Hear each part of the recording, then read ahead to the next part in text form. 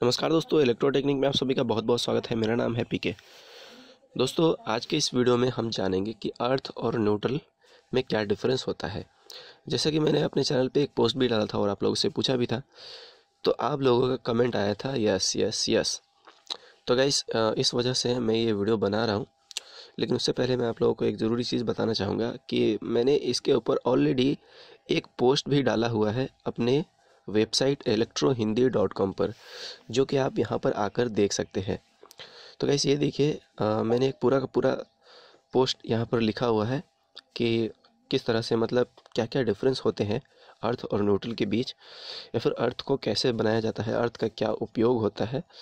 मतलब बहुत ही शॉर्ट में और बहुत ही अच्छे तरीके से यहाँ पर आपको समझ में आ जाएगा कि न्यूट्रल और अर्थ में क्या डिफरेंस होता है। अगर फिर भी आप वीडियो के थ्रू समझना चाहते हैं, पोस्ट को पढ़ना नहीं चाहते, तो आप इस वीडियो के साथ बने रहिए।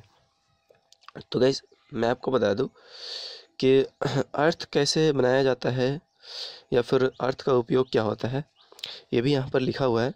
लेकिन मैं आपको बता दूं कि अर्थ बनाने के कई सारे तरीके होते हैं। सबसे जो बेस्ट तरीका होता है वो ये होता है कि 10 फीट या 6 फीट गड्ढे खोदकर उसके अंदर लोहे की पाइप में जो जिस लोहे की 10 फीट पाइप को उसके एक मुंडी की तरफ हम कॉपर का प्लेट लगाते हैं, चौड़ी सी, और उस प्लेट से हम कॉपर की वायर को कनेक्ट करते हैं और उसे ऊपर तक लाते हैं। जो प्लेट होती है, जिस मुंडी की तरफ प्लेट होती है, उस मुंडी को हम गड्ढे के अंदर डालते हैं, अंदर की तरफ, नीचे की तरफ डालते हैं, और उसमें से हम कॉपर की 8 mm की गेज वाली वायर, थोड़ी सी मोटी गेज वाली वायर को कनेक्ट करके ऊपर तक लाते हैं। और उसे पाइप को गड्ढे में डालने के बाद उसके ऊपर कोयला डालते हैं, नमक डालते हैं, फिर थोड़ी सी मिट्टी डालते हैं, पानी डालते हैं, फिर नमक, कोयला डालते हैं, फिर मिट्टी, पानी डालते हैं। इस तरह से करके हम ऊपर तक लाते हैं। ये होता है अर्थिंग बनाने का सबसे बेस्ट तरीका, और इस अर्थिंग को हम अपने घरों में यूज़ करते हैं। लेकिन अब मैं आपको बता दूं कि अर्थिंग का यूज़ कहाँ पे किया जाता है। तो गाइस, अर्थिंग का यूज़ सेफ्टी के लिए किया जाता है, बॉडी सेफ्टी के लिए किया जाता है, या फिर ह्यूमन बॉडी सेफ्टी के लिए हो, या फिर किसी उपकरण की सेफ्टी के लिए हो।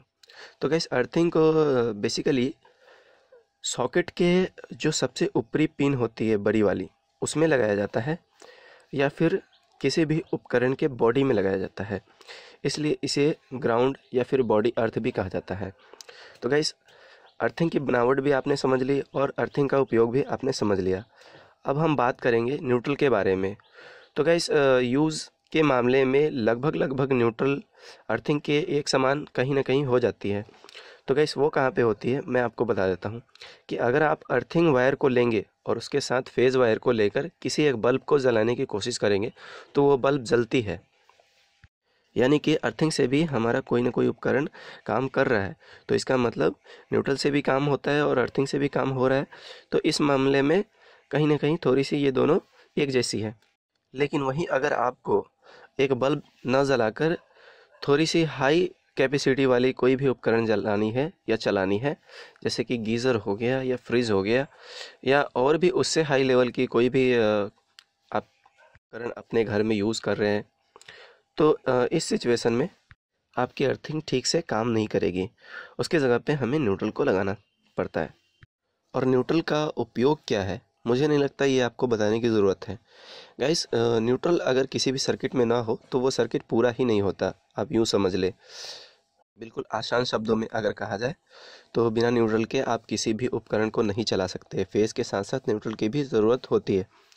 तो अब बात कर लेते हैं न्यूट्रल के बनावट की। तो गाइस, यहीं पे आ जाता है न्यूट्रल और अर्थ के बीच का डिफरेंस, क्योंकि न्यूट्रल की बनावट कुछ अलग ही तरीके से होती है। चलिए दोस्तों, अब मैं आपको बताता हूँ न्यूट्रल की बनावट। तो गाइस, आप इस तस्वीर को देखिए, आपको इसमें पता चलेगा कि न्यूट्रल को कहाँ से बनाया जाता है या कहाँ से निकाला जाता है।